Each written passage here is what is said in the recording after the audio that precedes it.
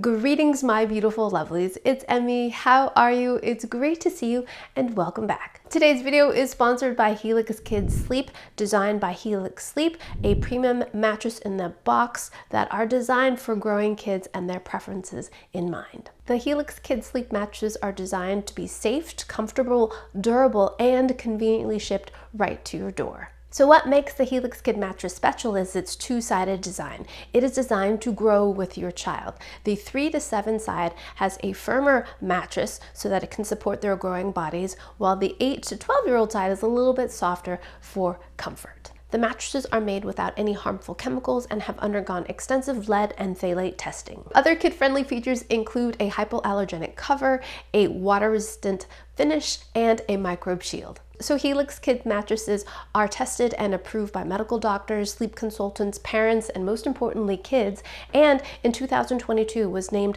by Parent Magazine Best Mattress. So at this point, my entire family are sleeping on Helix Sleep mattresses. We've had them for over a year and a half now. My husband and I and our 2 kids are getting great sleep. Our backs feel supported on our Helix Sleep mattresses. So I am so excited that both my niece and nephew are going to get their own Helix Kid mattresses and start getting some really great sleep.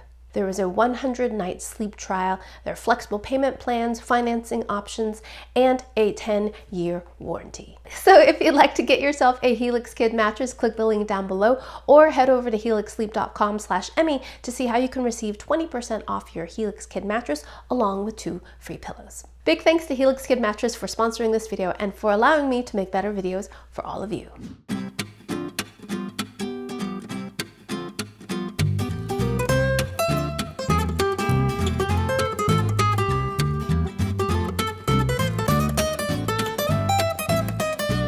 Alright, my lovelies, so today we are going to be making french fries with a technique I have just learned about that sounds incredibly easy and just kind of mind-boggling in terms of what I associate with deep fat frying. Today we're going to be making cold oil french fries. How come I've never heard of this before? The technique is super simple and super easy.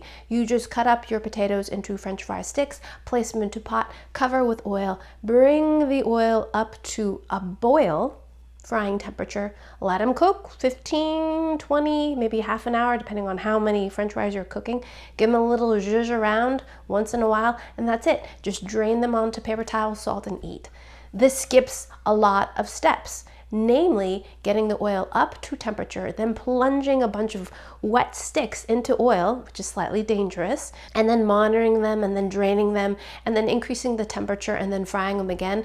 A lot of french fry recipes call for this double frying technique to get this really crispy french fry, but this technique of the cold oil says you don't have to fry them twice, and that by doing this kind of slow up to the boil process that it's supposed to ensure crispy fries. That's why I don't make french fries at home, is because I don't want to deal with lots of oil that I have to raise up to 2 different temperatures and fry twice. Oh, also this recipe says that you can use less oil and the resulting french fries will not be greasy or heavy, even though we started with cold oil. Because how many times have you watched a cooking show and they say, make sure you get your oil nice and hot so that it sears the outside and it doesn't get overly greasy because it's sitting in all that cold oil. I can't tell you how many times I've heard that. In terms of recipe inspirations, I've read several, including America's Test Kitchen, I believe Epicurious. I'll put links in the description box to all the references I looked and read at, but all of them say the same thing. So let's go ahead and get started. The first thing I've done is I've already cut some potatoes and I placed them in cold water to let them soak. The logic of this is that soaking releases some of the starch that's in the potato, and that is supposed to yield a crisper french fry. Some recipes said to skip this part entirely, and if you don't have time and you want french fries, I would say go ahead and do that. Skip the soaking. Some say to soak a half an hour, some say soak all the way overnight. These have been sitting for about a half an hour. But just to clarify, let me show you how to cut the french fries into batons or sticks. I've got a Yukon Gold potato. You can use these, or russet potatoes. Those are really great for making french fries. Those are nice and fluffy. Yukon Golds are a little bit more waxy, so they hold their shape a little bit better, but use whatever potato you like. So first thing to do is cut off a little piece like that, just like the cheek. See? So then that way we have a flat surface that we can roll the potato and then it won't move and rock around so much. There are different ways to cut French fries. If you want them to be very pretty, this is what you can do. You cut off all the cheeks of the potato, all 4 sides, rotate. So you have kind of a block. But then you have these pieces. Now typically I would just cut these and fry these as well. But these are going to be a little bit thinner and they're going to cook a bit faster. And because there's skin on them and because they're not perfectly flat on all sides, they're not going to be as pretty. Now we're going to take the 4 sides and then we're just going to cut these into little flats like this. The important thing is to make sure that the slices are uniform so that they cook evenly. Whoa, slippery. Okay, stack them up. So I'm cutting them a little less than a ½ inch thick, like that. So cooking time is going to depend on a couple of factors: what type of potato you're using and the size of your French fry sticks. The bigger they are, the longer they're going to take to cook. So soak them in the water. Now, after we've soaked our potatoes for a ½ an hour or so, next we're going to dry them off. Now this is pretty important because water and oil do not mix, especially if you're frying with preheated oil. If you add some water on the outside of whatever you're frying, it will sizzle and spatter, and that can be pretty dangerous because your oil is quite hot. Next, you need a nice, large, heavy-bottomed pot that has some deep size. I love frying in this cast iron Dutch oven. We're going to place our potatoes in there. This is a 5-quart pot. So for this size pot, I would say 3 potatoes. Uncooked French fries. Next, we're going to take some peanut oil and we're just going to cover the potatoes. Isn't this great? Cold oil. Just enough to cover the potatoes. We have to account for displacement.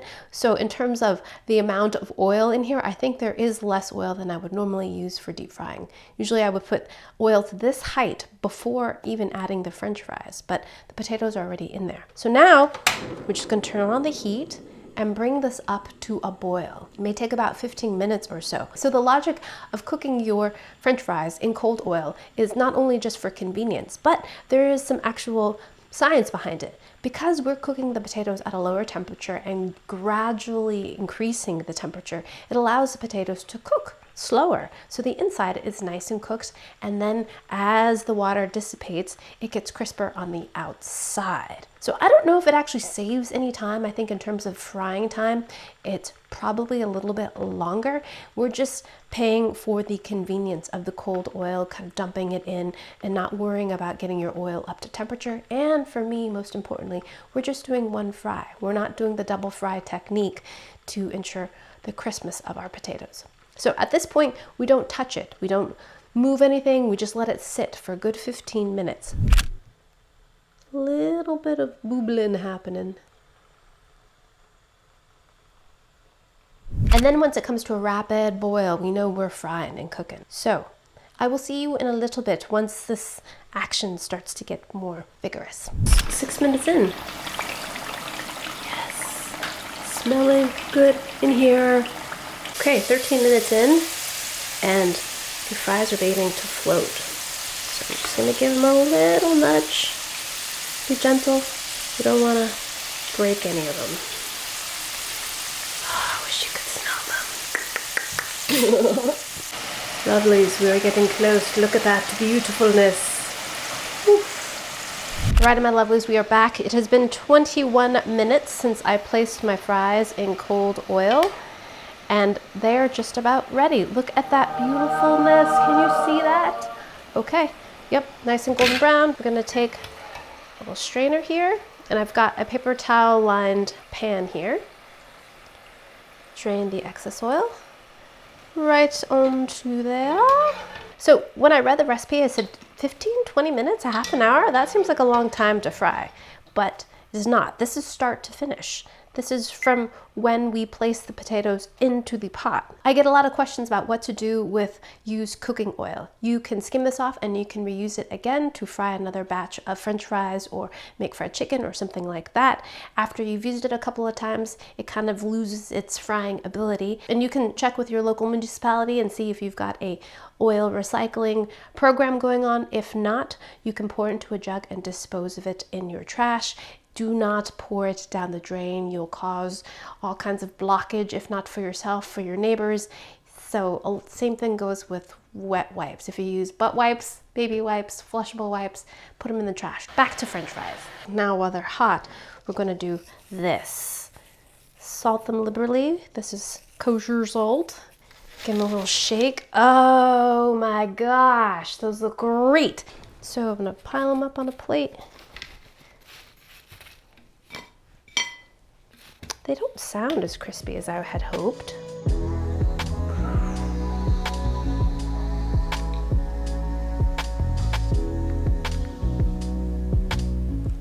Beautiful plate of fries. Let's give them a taste just with the salt. Alrighty, here we go. Itadakimasu.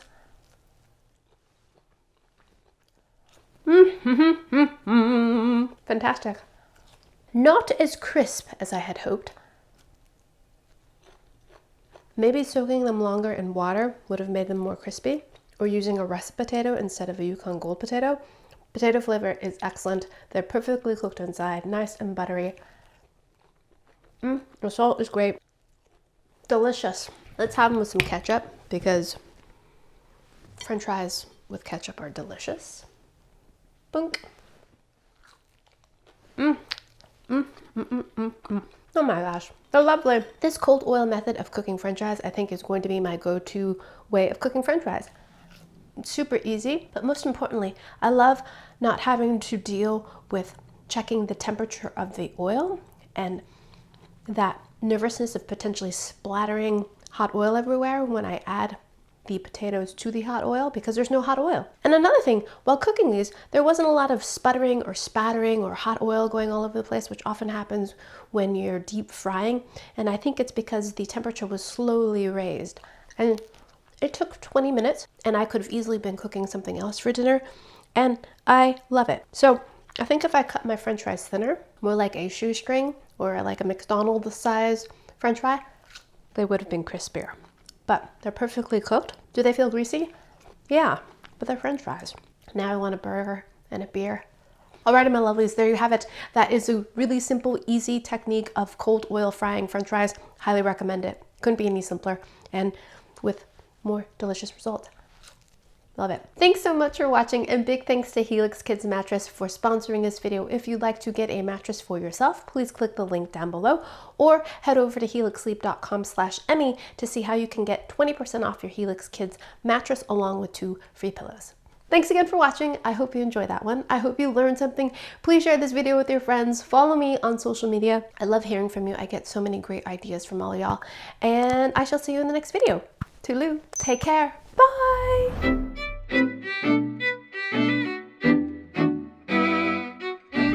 Oh, seriously, I'm on the quest to find a burger now.